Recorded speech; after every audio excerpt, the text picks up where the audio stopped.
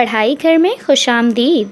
सबसे पहले इस चैनल को सब्सक्राइब कर लें और बेल आइकन पे क्लिक कर लें ताकि आप हमारी तमाम वीडियो से बाखबर रहें और बनो मिसाल पाकिस्तान की, क्योंकि अब मुल्क को बेहतर बनाना है।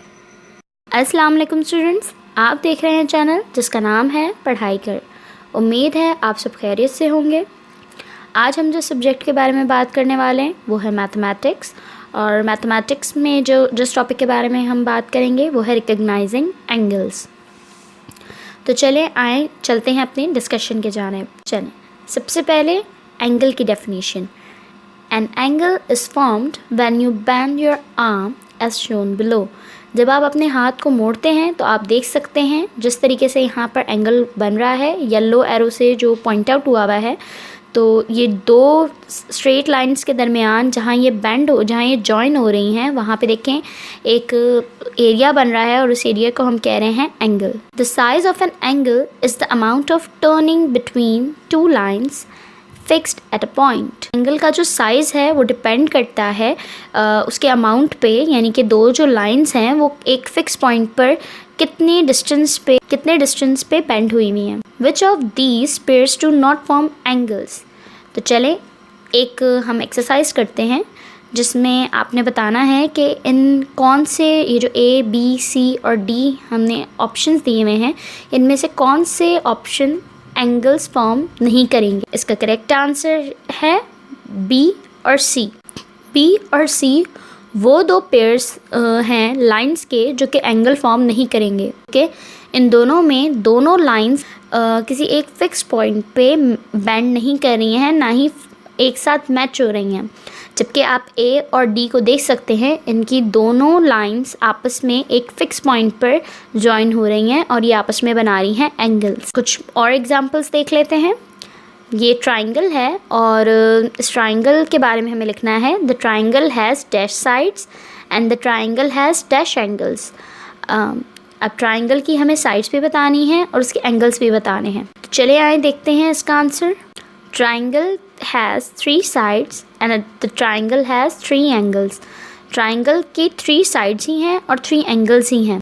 अब ये साइड्स किसे कह रहे हैं, चलें देख लेते हैं। किसी भी शेप के आउटर पोर्शन को हम साइड कहते हैं। वो जितनी ज़्यादा लाइंस नंबर ऑफ़ लाइंस से बनता है उतनी ही नंबर ऑफ़ लाइंस साइड भी बनाती हैं, जिस तरीके से आप यहाँ इन तीनों फिगर्स में देख सकते हैं। यहाँ पर सबसे पहले है the triangle has 3 sides and the triangle has 3 angles। अगला शेप है हमारे पास rectangle. The rectangle has 4 sides and the rectangle has 4 angles। आप एंगल्स देख सकते हैं इसकी तरफ, इसमें दो लाइंस एक फ़िक्स पॉइंट पे जॉइन हो रही हैं, तो इसीलिए ये बना रहे हैं एक एंगल। और इस तरीके से इसकी बाकी 3 साइड्स पे भी से ही जॉइन हो रही हैं 2 लाइंस, इसीलिए यहाँ पर 4 एंगल्स बना रहे हैं।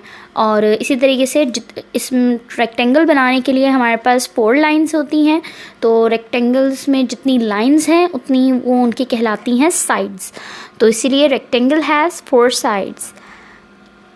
उसके अलावा हमारे पास नेक्स्ट शेप है पेंटागन।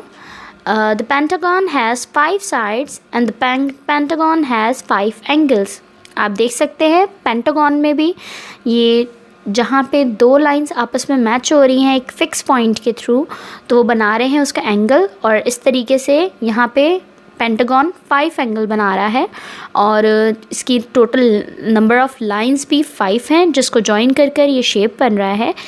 इस पेंटागन की 5 sides और 5 angles हैं। ये तो हमने समझ लिया एंगल के बारे में।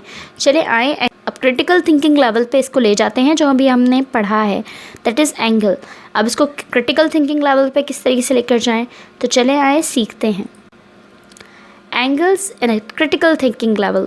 आप देख सकते हैं पिक्चर बनी हुई है जिसमें क्लॉक के 2 हैंड्स हैं और ये दोनों हैंड्स एक फ़िक्स पॉइंट के अराउंड रिवॉल्व करते हैं। और आप देख सकते हैं कि यहाँ पे ये दोनों एक फिक्स पॉइंट के अराउंड आके मैच हो रहे हैं। तो ये जहाँ मैच हो रहे हैं वहाँ पे एक लाइन बन रही है, और वो लाइन किस चीज़ की बन रही है, वो बन रही है एंगल्स की।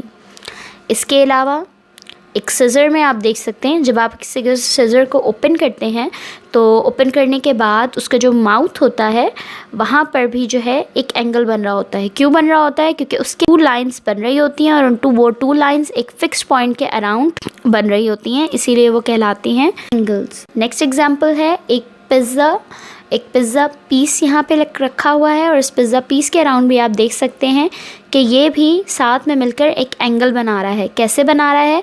क्योंकि इसके अराउंड आप देख सकते हैं कि इसमें भी 2 लाइंस आपस में मैच हो रही हैं और ये बना रही हैं एक एंगल। स्टूडेंट्स, उम्मीद है आज आपको एंगल्स के बारे में बहुत अच्छे से समझ में आ गया होगा और क्रिटिकल थिंकिंग कर जा चुके होंगे और अपने अराउंड बहुत सारी चीज़ों में एंगल्स फाइंड आउट करे होंगे।